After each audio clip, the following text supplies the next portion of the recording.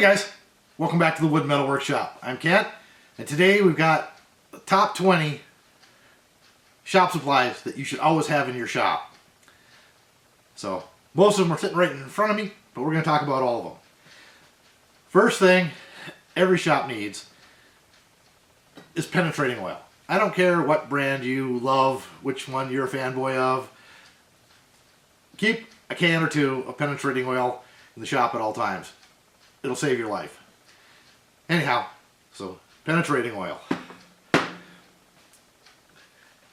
Something that if you do any work with metal, and I do, so I count this as a must-have in the shop. Dichem. That's the brand. It's you put it on a surface.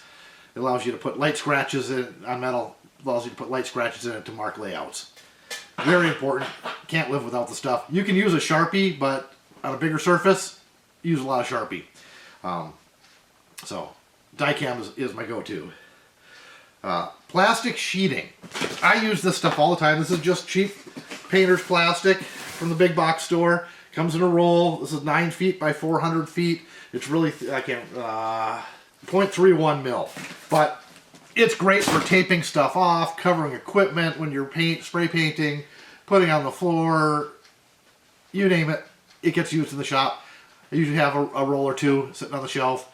Pull it up, cut off what you need, use it, throw it away. It's cheap. Something I don't have here on the table, and I don't have any in the shop, so it's on my shopping list, is a couple gallons of distilled water. Yeah, most of us have sealed batteries now, but you can use distilled water for all kinds of other stuff. So, keep a gallon of distilled water in the shop. It's not like it's less than $1. That's a big box store, so get yourself some distilled water. Waterless hand cleaner. Mine's over by the sink. I use one of the orange ones. Big. I buy the gallon sized. It's got the pump on it. Pump it on your hands. Clean it. Clean your hands. Great stuff to have around the shop. And clean hands are happy hands, right? And the nice thing is, you don't need water to use it. I usually rinse my hands afterwards because I've got running water in the shop, but that's beside the point. It'll get your hands clean. Rags and towels. You know what? Just ask your wife if you can have some of your old towels. Terry cloth towels are the best thing to have around the shop. I love them. I also, of course, have different kinds of paper towels and rags in a box and all that stuff for messy stuff that's not going to clean up. But when I take my terry cloth towels, I've got a bin. When it gets full, the bag in there gets full, I stop by the laundromat, throw them in the machine, wash them up real quick, good to go. Acetone. Every shop should have acetone. I buy it either by the gallon or 5 gallon. I've got a 5-gallon bucket over there that I use to refill the 1-gallon jug. This brand that Menard sells, I believe. So make sure you have acetone. It's great for paint prep and cleaning oily parts, and you name it, it's good for it. Brake cleaner. Also, another all-purpose cleaning fluid. You can use it to clean just about everything. However, don't use it before welding. Well, at least this stuff. This is the hazardous stuff. If it's still on the surface when you start welding, it can create phosgene gas, and that'll kill you. So, don't use this prior to welding. Use the acetone. Paint remover. Citrus Strip is one brand. It's fairly inexpensive, and it works good for stripping paint on all kinds of different surfaces, wood, metal, etc. And it's non-toxic. So, Citrus Strip is a nice thing to have. Citrus-based stripper. Oil dry. So you can buy the oil dry from the auto parts store or the big box store. Cat litter also works really well. I like the cat litter that's comes in the big bags, not the tubs of the no clumping stuff. I don't care if it clumps. I'm using it to sop up stuff. But what I usually use is sawdust, and because I've got a dust collection system on the table saw and all the other big equipment, I collect lots of sawdust. So therefore, I always have sawdust around the shop, and it's a great cheap alternative to an oil dry or something like that. If you're not into woodworking, Maybe one of your friends is, you can get sawdust from them, or you can get cat litter or oil dry. Super glue, which I do not have on the table, because once again, it's on the shopping list because the last thing I had of it went bad. So super glue and an accelerator. So yeah, you put the super glue on, you hit it with the accelerator, it sets instantly. Really great for setting stuff up real quick before say a wood glue or something else dries, or to hold parts in place. Great stuff. Duct tape, electrical tape, masking tape, all your different tapes. Make sure you keep some of this around the shop just so you have it. It's a supply, and you should always have it. Once again, brand preference, go for it. Except for this. Super 33 or Super 88 from Scotch. It's the only electrical tape to buy. Glass and surface cleaner. I've got a... so I could carry these spray foaming glass cleaner. Really like that. And I think I've got a just simple green. Great for, once again, for cleaning up oily, nasty parts and metal before you weld and work with it. Keep those in your shop. Spray lube. This is a PB Blaster all-purpose lubricant. I've got probably 5 different kinds up on the shelf, but this one's getting a little on the empty side, so that's why there's more up on the shelf. Gloves. These are cheap.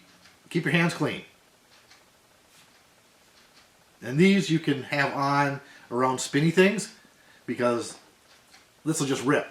It won't pull your hand in. So if you're working on the lathe, you want to keep your hands clean, rubber gloves. Otherwise, automotive work, even woodworking, you know, staining, painting, you name it, rubber gloves. They're cheap. Get a box or 2, put them on the shelf. Or get one of those fancy glove holders like I have. It's hanging on one of my electrical panels, actually, over here at the end of the toolboxes. Scotch-Brite pads. Once again, for cleaning, for scrubbing, and for polishing and sanding. Great stuff. Get a couple of different kinds. I've got a gray and a red here. I probably got some green ones around too, and I think I've got some blue ones. So, you know, the different colors denote different grits. So, really good to have around. I use these to polish my cast iron tables. Spray some lubricant on there, like WD-40 or penetrating oil, and then use this to scrub rust stains and whatnot off those. So use them all the time. Hydraulic jack oil. This is something you don't think you should, nobody ever thinks of until they need it. So get a quart of hydraulic jack oil, keep it in the shop. When your jack runs low, you've got it. So once again, that's one of those things that can sit on the shelf for years and years and years. Yet when you need it, you really need it. And it really sucks to have a jack not working and have to run to the store on a Sunday afternoon just to get hydraulic jack oil. Parts assortments.